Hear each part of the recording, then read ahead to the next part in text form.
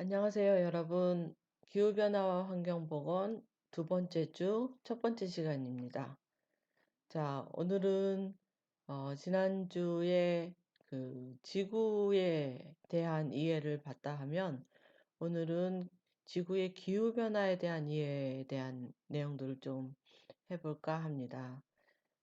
그래서 오늘 보는 자료들은 주로 이제 국내외 나와 있는 여러 그 기후변화에 대한 보고서들을 발췌를 해서 가지고 왔고요.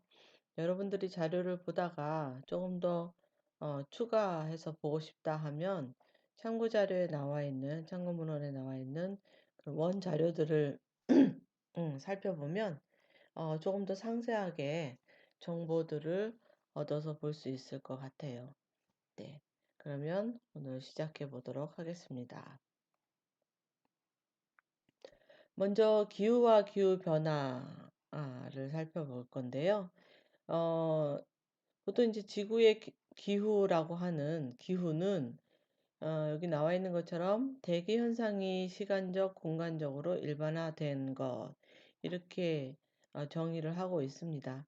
그래서 지난 시간에 우리가 기후에 대해서 기후란 무엇인가, 날씨와 어떻게 다른가, 기상과 어떻게 다른가 하는 것들을 한번 한번 살펴봤었어요. 그죠?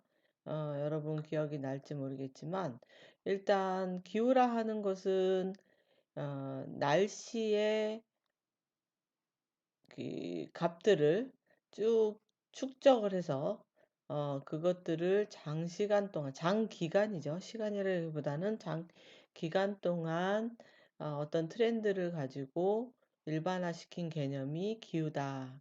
이렇게 얘기했던 것 같아요.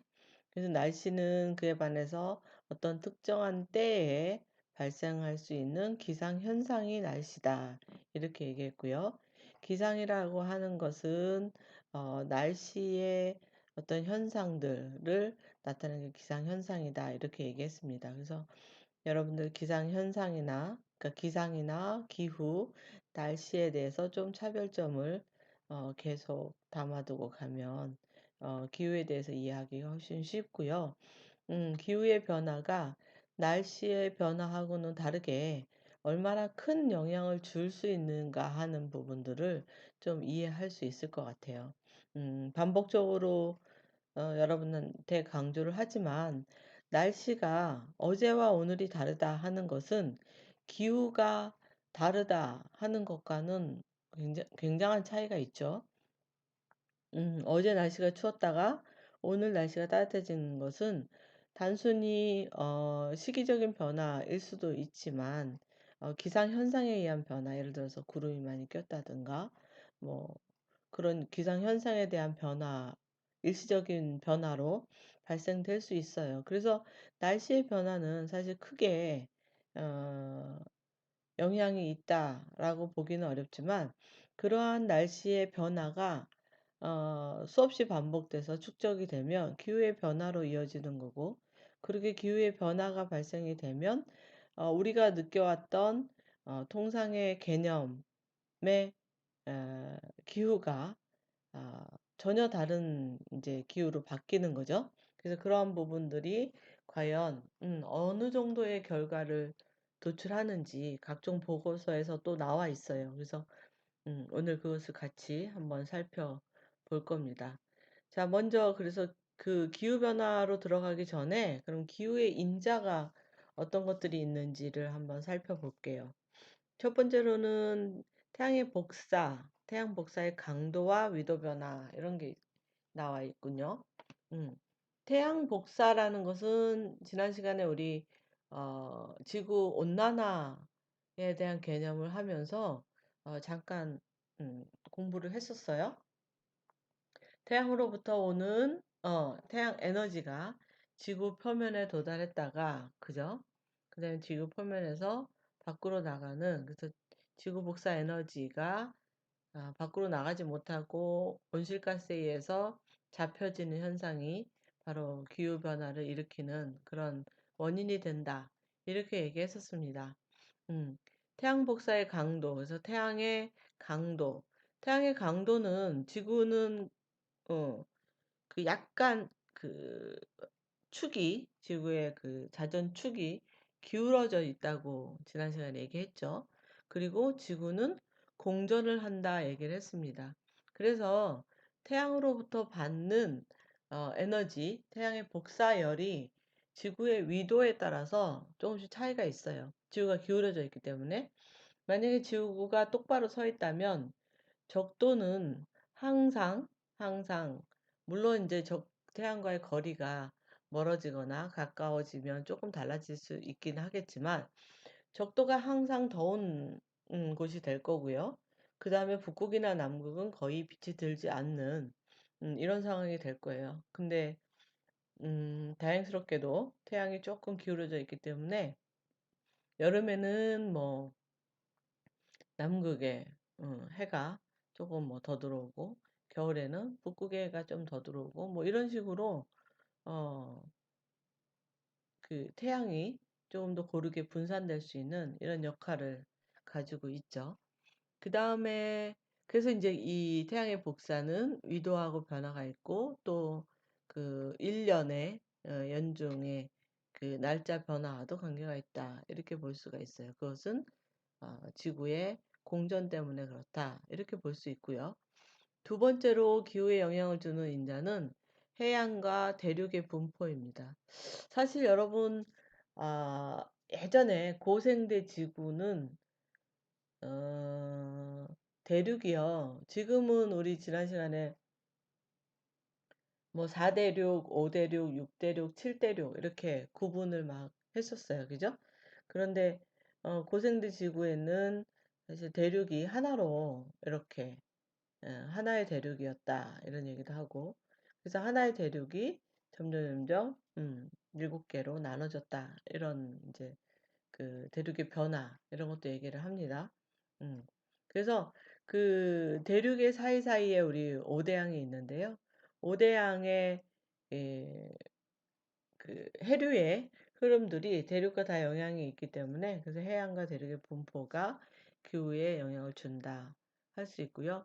또 해양에서의 기온의 변화는 음, 해양은 무엇으로 이루어졌냐 하면 물로 이루어져 있잖아요. 바닷물로 이루어져 있는데 바닷물은 비점이 어, 저기가 다르죠. 육지와 토양과 다르죠. 그래서 토양은 빨리 태양의 복사 에너지가 들어오면 빨리 더워졌다. 또 복사 에너지가 끊어지면 빨리 식고 또 물은 천천히 데워졌다, 천천히 식는 이런 특성을 가지고 있어요. 그래서 해양과 대륙의 분포에 따라서 해양과 대륙에서의 온도차가 발생이 하죠. 이런 온도차 때문에 바람이 해풍이 불기도 하고 육풍이 불기도 하고 이렇게 달라집니다. 그래서 여러분들 아마 지리 시간이나 지구과학 시간 이런 때 그 해풍이 저녁에는 해풍이 불고 뭐 낮에는 육풍이 불고 뭐 이런 거 많이 배웠었을 거예요. 그죠? 음. 저녁에는 육지가 그죠? 저녁에 육풍이 불겠네요. 그죠? 육지의 공기가 차가워지니까 깔아앉고 어, 그래서 이 차가운 공기가 바다 쪽으로 밀려 들어가고 뭐 이렇게 음, 되는 그래서 해양과 대륙의 분포에 따라서 온도 차이 때문에 기후가 영향을 받을 수 있다 이렇게 될 수 있고요. 그 다음에 해류의 경우에는 해류가 그냥 바닷물의 움직임인데요, 사실. 바닷물의 움직임인데 그냥 바닷물이 움직이기만 하는 게 아니라 바닷물이 움직이면서 따뜻한 바닷물과 그 다음에 차가운 바닷물이 이렇게 순환을 하는 이런 작업이 이루어져요. 그러면서 따뜻한 바닷물이 움직이면서 따뜻한 공기를 끌고 올라가서 기후를 따뜻하게 하기도 하고 또 차가운 공기가 내려오면서 더운 지방을 차갑게 식히기도 하고 이렇게 이제 해류의 움직임에 따라서 어, 기온이 달라질 수도 있다, 영향을 받을 수 있다 하는 부분입니다. 또 이제 지구의 그 기울어짐과 대륙권의 그 공기의 움직임 이런 것들로 통해서 바람이 그 높은 데서 이제 부는 바람들이죠. 이런 바람들이 달라지면서 어, 차가운 공기가 내려오고 뭐 따뜻한 공기가 올라가고 이런 부분들에 의해서 또 기후에 영향을 미칠 수 있다 할 수 있는 부분이 있고요. 또 기압도 마찬가지예요. 그죠? 저기압과 고기압의 기압 차이에 의해서 바람이 불기도 하고 이런 부분이 있습니다. 또 이제 산맥이나 해발 고도에 따라서 산맥에 가로막혀서 대기 이동이 작아지면 뭐 기온차가 나기도 하고요. 또 구름이 넘어가다가 막히면 또 산맥의 한쪽에서는 계속 음, 강우가 발생하고 그 반대쪽에서는 건조기후가 발생한다든지 이런 현상들이 나올 수 있습니다. 그래서 기후에 영향을 미치는 기후인자로서는 태양 복사나 해양, 대륙의 분포, 해류, 타월풍, 기압, 산맥, 해발 고도 이런 것들이 있을 수 있다 보시고요. 그래서 이런 것들에 의해서 그 지구의 기온들이 조금 나눠지는데요. 우리 많이 배웠던 그런 기후의 구분입니다. 보시는 것처럼 이제 열대기후나, 그죠? 건조기후, 온대기후, 냉대기후, 한대기후, 이렇게 구분이 될 수가 있죠. 그래서, 색깔을 보시면 이렇게 연한 하늘색으로 된 부분들이 이제 한대기후라고 보시면 되고요. 보라색으로 되어 있는 부분이 이제 냉대기후, 그 다음에 좀 진한 녹색으로 되어 있는 부분이 온대기후, 우리나라와 같은 이런 부분이 이제 온대기후, 그 다음에 건조기후, 그 다음에 이제 열대기후 이렇게 나오는데요. 이게 지금 해상도에 따라서 색깔이 약간 좀 차이가 있기 때문에 여러분들 참고로 해서 보시면 될 것 같아요. 열대기후는 뭐 적도를 중심으로 한 지역들이 주로 열대기후고요. 그 적도를 기준으로 해서 위쪽으로 올라갈수록 온대기후와 냉대기후, 한대기후가 발생을 하는 거고, 또 적도를 기준으로 아래로 내려갈수록 온대, 건조, 온대, 냉대, 한대기후가 분포를 하겠지요. 그죠? 그래서 이제 그런 특징에 맞는, 이런 기후의 특징에 맞는 뭐 생활 패턴이나 문화나 그 다음에 농작물의 재배나 동물의 서식지나 이런 것들이 다 결정이 돼요. 왜 그러냐면, 앞서 계속 설명을 했다시피 기후라는 것은, 그냥, 매일매일 변하는 날씨가 아니고, 1년 또는 10년 또는 20년 또는 그 이상 100년, 이렇게 계속 유지되어 오는 그런 이제, 날씨의 패턴이기 때문에 아무래도 거기에 서식하는 그 생물들이 그러한 기후에 충분히 적응해서 계속 번식하고, 성장하고, 이런 그, 적응해 나가고, 이런 이제 생활이 되겠죠. 그러다 보니 그 기후에 잘 적응된 생물들이 살아남게 될 것이고요. 음, 그래서 그 기후에 적합한 이런 생물들에게는 기후가 만약에 바뀐다든가, 예를 들면 열대 기후가 온대 기후로 된다든가, 아니면 온대 기후가 열대 기후로 된다든가, 또는 온대가 냉대로 된다든가, 이렇게 기후가 바뀌면 자기가 살던 조건하고 달라지니까, 그죠? 그런 조건에 새롭게 맞춰 가야 되는 상황이 되는 거고, 거기에 잘 적응하는 개체들은 이제 살아남는 거고요. 그렇지 않은 개체들은 이제 도태가 되는 이런 상황이 되는 거죠. 사실 이런 기후의 변화들은 생물뿐만이 아니라 질병에도 영향을 많이 미치죠. 그래서 우리 이 교과목이 기후변화와 환경보건인데요. 그래서 환경에 대한 영향도 기후변화가 미치지만 기후변화가 또한 보건이라는 부분에도 영향을 미칩니다.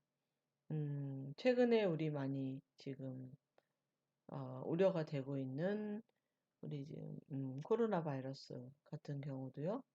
음, 지금 이제 증상은 사실은 초기에 가볍게 오지만 경우에 따라서는 치명적인 영향을 미칠 수도 있는 이러한 바이러스가 기존에는 있지 않았던 바이러스인 경우도 상당히 많고요.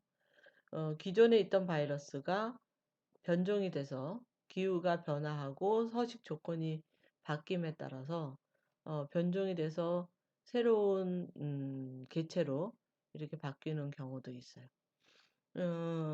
우리 2003년에 어, 저기 뭐죠? 그 사스. 사스가 처음에 발병이 됐을 때 굉장히 많이 어려움을 겪었죠. 그리고 이제 이 사스의 질병을 어, 대처하기 위한 여러 가지 이제 방안들이 막 신속하게 찾아지고 이랬었는데, 그 이후에 또 2015년에 메르스가 또 나왔었죠. 중동발 질병이라고 해서 메르스가 또 나오고, 또 작년에 2019년에 이제 코로나 바이러스가 나왔어요. 이렇게 사실 그 유럽에서 발생했던 중세 이제 패스트 이후에 패스트가 아주 크나큰 질병의 발생이었잖아요. 그래서 엄청나게 많은 사람들이 이제 이 사망에 이르고 이렇게까지 됐었는데, 그래서 우리가 패스트를 치유하기 위해서 그 항생제 뭐죠? 음, 페니실린을 개발하고 이런 것들 때문에 이제 그런 질병의 위험을 가지는 바이러스나 균들을 많이 잡았다라고 이제 했고요. 그게 이제 근대 현대에 들어오면서 질병들이 사실상 많이 줄었었어요. 그죠? 많이 줄었었는데 최근에 질병의 발생들을 보면 과거에 줄었던 질병들이 새롭게 다시 발병돼서 느는 경우가 많이 생기고 있어요. 뭐 결핵이라든지 콜레라라든지 아니면 또 뭐 홍역이라든지 이런 이제 질병들이 과거에 우리가 이제 다 그 뭐죠? 음, 면역을 통해서 인공 면역을 통해서 어, 다 잡았다고 생각했는데 새롭게 나오는 거죠. 그런 것들은 아마도 여러 가지 요건이 있겠지만 그 중에 하나가 이러한 기후변화 때문에 저는 미생물 바이러스들이 균들이 잘 서식할 수 있는 조건들이 우리 주변에 만들어지지 않았나 이런 얘기들을 이제 많이 합니다. 그래서 이 코로나 바이러스도 마찬가지죠. 음.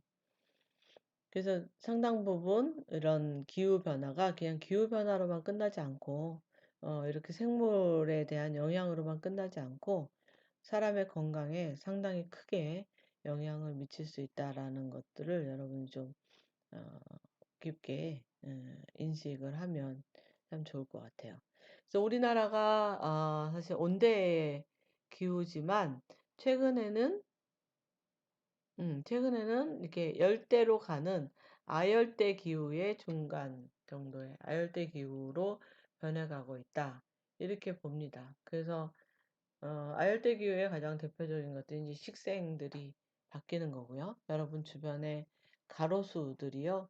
예전에 심었던 가로수하고 지금 많이 수종이 바뀌었어요. 나무의 종류가 많이 바뀌었는데 그게 이제 예전의 기후에 맞는 수종들이었다가 지금의 기후에 맞는 수종들로 바뀌기도 하고요. 물론 이제 가로수 같은 경우는 어, 그 경관의 목적이나 기타의 목적에 의해서 수종이 바뀌기도 하지만 전반적으로 우리 주변에 식재되는 조경에 사용되는 그런 수목들이 아열대성 수목이 상당히 많아졌다. 이렇게 보시면 돼요.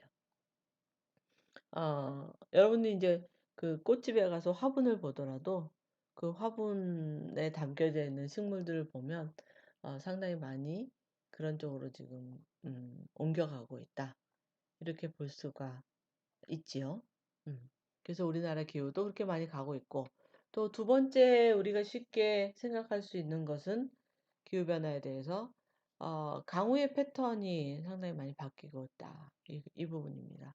강우의 패턴이 어떻게 바뀌냐면, 예전에는 우리가 장마가 6월 말부터, 그죠? 6월 중순부터, 7월 달에 걸쳐서 근 한 달 동안 아주 지리하게 추적추적 비가 내리는 이런 장마의 기후였어요. 그래서 몬순이다 이렇게 얘기를 했고, 그렇게 그 장마 때 오는 비가 1년 강우량의 한 절반 정도 차지할 정도로 이렇게 돼 있었어요. 그리고 9월 경에 주로 태평양에서 발생되는 태풍이 한 몇 차례 지나가는 이런 이제 패턴이었고요. 겨울이 되면 1월 달에는 이제 좀 눈이 오고요.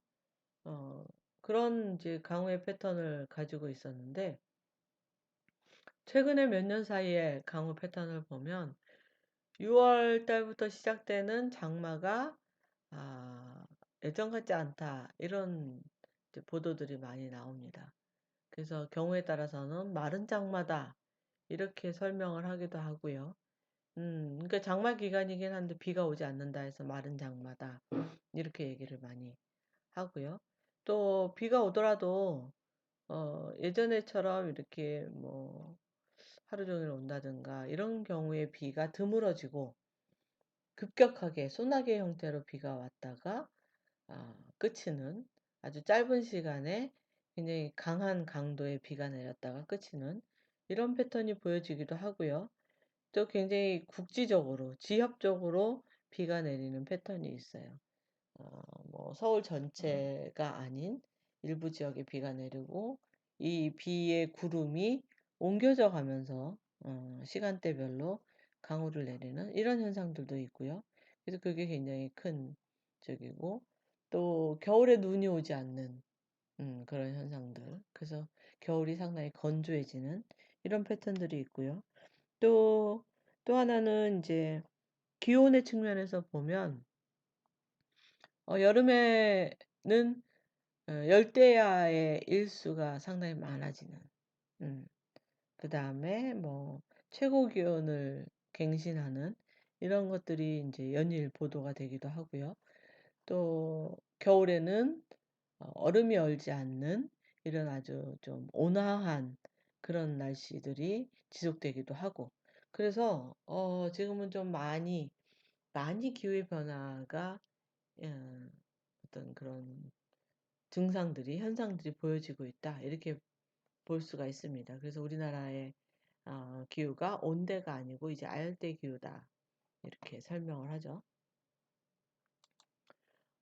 지구의 온도 상승에 대한 가장 큰 피해는 해수면 상승, 그러니까 빙하가 녹아서 해수면 상승으로 인해서 이제 그 낮은 지대에 있는 어, 땅들이 물에 잠기는 이런 현상들이에요. 근데 여기 이제 타이틀이 있지만 여기 이제 신문 보도에 난 겁니다. 좀 작아서 신문 보도가 안 보이기도 하는데 신문 보도에 난 자료인데 아름다운 섬나라들이 물에 잠기고 있습니다. 이렇게 얘기하고 있어요. 이게 이제 그 섬들이죠. 섬들인데 이게 기사를 한번 볼게요. 미국의 아칸소주 스프링데일에 정착한 기후로 인한 난민은 마셸 제도 전체 인구의 15%인 1만 명에 달합니다. 이렇게 돼 있어요. 그러니까 기후로 인해서 해수면이 상승해서 그래서 해안지대에 살던 사람들이 자기 집을 잃고 이런 상황이 발생이 되는 거죠. 그래서 이렇게 이제 그 마샬 제도에 있는 사람들이 난민으로 가는데 전체 인구인 15%나 됐다. 기후변화가 지금과 같은 추세라면 21세기 말에 지구의 해수면은 약 평균 45에서 82cm가량 상승합니다. 이렇게 돼 있다는 거죠. 그래서 여러분들 지난 시간에 배운 국가간 기후변화 협약 IPCC에서 내놓은 자료에 의하면 지구 온도가 2도만 올라도, 그죠? 2도만 올라도 마셜 제도는 통째로 사라지게 된다. 통째로 물에 잠기게 된다. 이 얘기입니다. 2050년까지 최소 2억 명이 기후로 난민이 될 거다. 이렇게 얘기를 했고요. 투발루라는 곳은 2013년에 이 해수면 상승 때문에 국토를 포기하는 선언까지 이렇게 했다라는 얘기입니다. 그래서 이게 뭐 우리나라의 경우에는 아직 그렇게 해수면 상승이 심각하게 영향을 미치고 있다라고 보기는 어려워요. 왜냐면 그 우리나라는 이제 바닷가 주변에서 생활하는 이런 것들이 이런 섬나라처럼 이렇게 크게 발생되고 있지 않기 때문에 그 영향은 이런 섬나라들과 비교할 수 없지만 우리나라도 해수면 상승에 대한 그 외적인 영향들을 상당히 받고 있다. 이렇게 볼 수가 있습니다. 그래서 그런 부분들도 앞으로 우리 수업하면서 차차로 어떤 현상들이 있는지 짚어볼 거니까요. 한번 좀 자세히 보도록 하고요. 우리 잠깐 쉬었다가 두 번째 시간에 다시 시작하도록 하겠습니다.